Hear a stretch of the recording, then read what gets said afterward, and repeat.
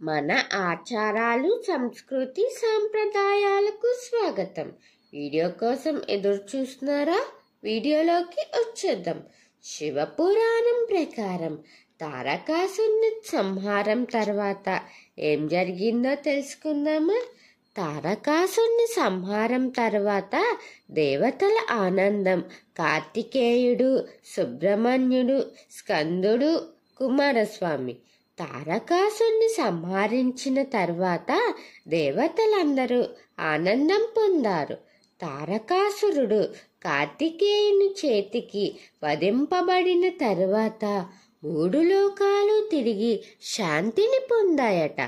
అతని సంహారం తర్వాత యుద్ధభూమి మీద దేవతలు, ఋషులు, గంధర్వులు, సిద్ధులు పూలవర్షం కురిపిస్తూ కార్తికేయ మహాశక్తికి జై అని నినాదించారు. తారకాసురుడు మహాతపస్వి అయినప్పటికీ బ్రహ్మదత్త వర ప్రభావం వల్ల అతని శివుని పుత్రుడే చంపగలడు అనే షరతు ఉండేది. అందుకే శివుడు పార్వతితో కలిసి కార్తికేయుడికి జన్మనిచ్చారు. తారకాసురుని చంపబడిన తర్వాత ఇంద్రుడు ముందుకు వచ్చి కార్తికేయుని స్తుతించారు. ఓ కుమారస్వామి, నీ వల్ల ముల్లోకాలు మళ్ళీ కాంతిని పొందాయి. శివశక్తి రూపమైన నీకు వందనాలు. శివశక్తి, దివ్యశక్తి కలిగి అన్ని దేవతలు శివపుత్రుడా, నీ తేజస్సు భూలోకాన్ని శుద్ధం చేసింది అని వందనాలు చేశారు. పార్వతీదేవి ఆశీర్వాదంతో ఆనందంతో కుమారుణ్ణి ఆలింగనం చేసుకుంది.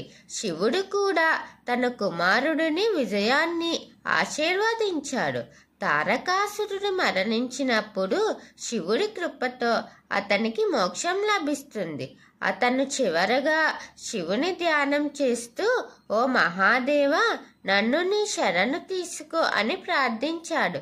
శివుడు దయతో నీ పాపాలు నశించాయి, నీకు శివలోక ప్రవేశం కలుగుతుందని వరమిచ్చాడు.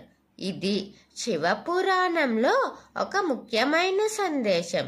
దుర్మార్గుడైన శివుని ధ్యానం చేస్తూ శివుడు క్షమిస్తాడు. తర్వాత దేవతలందరూ మహాసభ ఏర్పాటు చేసి కార్తికేయుణ్ణి సేనాధిపతిగా అభిషేకం చేశారు. ఆ వేళ శివుడు పార్వతీదేవి ఆశీర్వదించి ఇలా అన్నారు: దేవసేనాలను నడిపించి లోకరక్షణ నీ కర్తవ్యము. దీనివల్ల కార్తికేయుడు దేవసేనాధిపతిగా స్కంద, సుబ్రహ్మణ్య, మురుగన్ అని ప్రసాదించాడు. దుర్మార్గుడైన తారకాసురుని సంహారం వల్ల కార్తికేయుడు ఎంత పేరు పొందాడో తెలుసుకున్నాం కదా. దీని తర్వాత కథేంటో తర్వాత వీడియోలో తెలుసుకుందాం.